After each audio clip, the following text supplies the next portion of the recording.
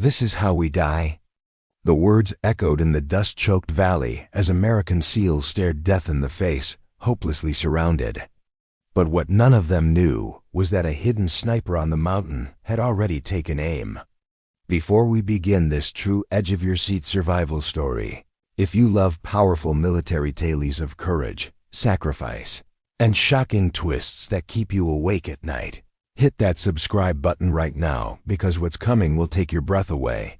The night was colder than expected, the Afghan mountains looming like black teeth against a starless sky, jagged ridges swallowing the last trace of light.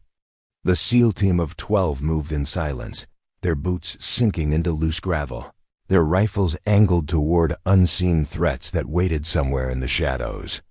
They had been tasked with intercepting a convoy of insurgents, believed to be transporting stolen NATO weapons. But as the hours dragged on and the signal never came, a sickening suspicion crawled into the men's guts. The mission had been compromised. Commander Briggs, a man carved from stone with a scar running from his ear to his jawline, signaled a halt, his fist raised like a statue against the darkness. The men crouched low, forming a silent perimeter, eyes scanning through night vision goggles that glowed green, but revealed nothing except the eerie stillness of the terrain. Yet something was wrong. There was no wind, no insects, no distant call of animals, just a silence that felt manufactured, as though the mountain itself held its breath. Then, without warning, the first shot cracked through the night. A bullet slammed into the rock beside Lieutenant Harris, showering him with stone shards that tore a gash across his cheek. Contact left. He yelled, but before the words finished, a storm of gunfire erupted from 3 sides, muzzle flashes throbbing in the distance like tiny stars blinking in rhythm. The SEALs dropped instantly, returning fire with controlled bursts. But Briggs already knew the truth. They were caught in a perfect kill zone, the high ridges surrounding them alive with enemy rifles. "Move, down the draw, now," Briggs barked, leading them into a narrow gulch that twisted like a serpent deeper into the mountain's gut. The men moved in pairs, leapfrogging with precision, discipline holding even as rounds hissed and ricocheted inches above their helmets. Petty Officer Monroe went down first, a round slamming into his thigh, blood soaking his camo as he gritted his teeth and kept firing. Chief Mason grabbed his harness, dragging him with brute strength as they retreated further, but the enemy pressed harder, their yells carrying across the valley in a language the SEALs couldn't understand. But the meaning was clear.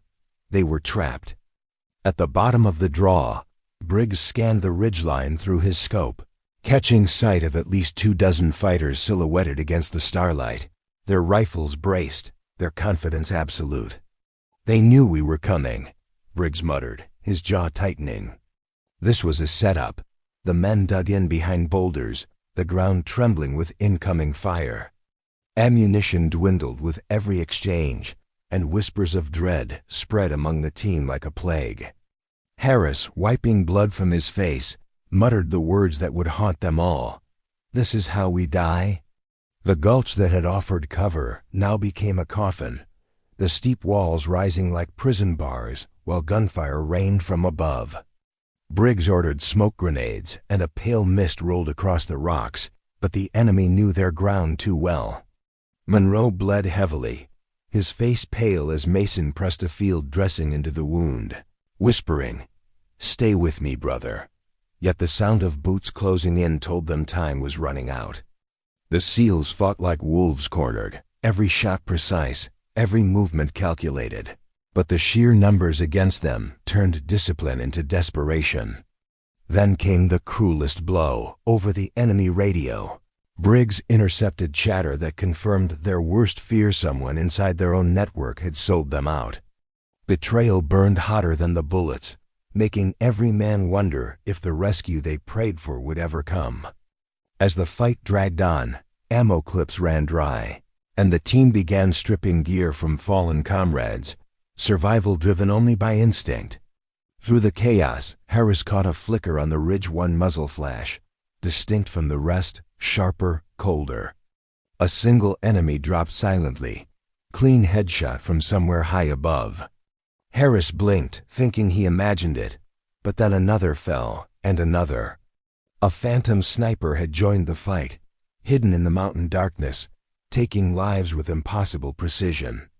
Briggs caught it too, his eyes narrowing as a grim hope returned. Maybe they weren't as alone as they thought. The hidden sniper's shots began carving silence into the chaos, each crack echoing through the mountains like a ghost whisper. And as enemy fighters toppled one by one from the ridges, the SEALs realized that someone out there, unseen and unknown, had chosen to fight alongside them, though none could understand why. Briggs studied the rhythm of the fire and knew instantly this was no random trigger pull. It was surgical, deliberate, the kind of precision that came only from a legend. And as the enemy scrambled in confusion, their coordinated assault breaking apart, the team bought precious seconds to breathe.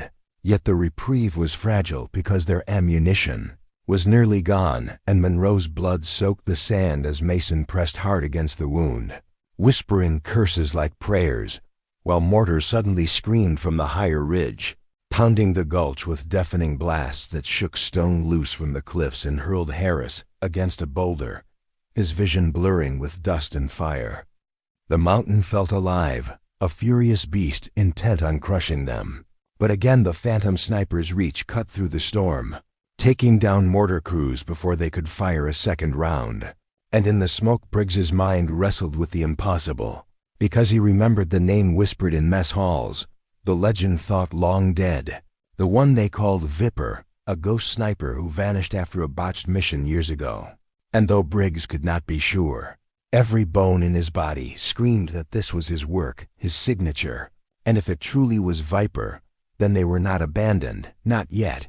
But salvation came at a price, because more insurgents were pouring into the valley, their voices rising, their numbers overwhelming, and the SEALs, dragging their wounded and rationing their last magazines, knew that without this unseeing hand they were already finished. And so Briggs, bloodied and unbroken, made the call to his men: no retreat, no surrender. Hold the line and make every shot count, because somewhere above, the sniper was still watching, still killing, and perhaps, just perhaps, still guiding them toward a fate none of them could yet see. As dawn broke over the jagged ridges, the last of the insurgents charged with desperate fury, but the mysterious sniper rained death from above with such cold precision that their advance crumbled before it began, giving the SEALs just enough room to push out of the gulch with their wounded, every man firing his final rounds as though each bullet carried the weight of survival itself. When the smoke cleared, Briggs looked up to the ridge to catch a fleeting silhouette against the rising sun, a lone figure lowering his rifle before vanishing back into the mountain without a word. And in that moment, Briggs knew the rumors had been true. Viper was alive, watching, guarding, a ghost who chose his own wars. And though the SEALs had survived, none of them could shake the haunting thought that they had been saved not by command, not by chance, but by a phantom sniper whose motives were his own, leaving them to wonder if the mountain had spared them or simply loaned them its deadliest shadow for one more night. ********.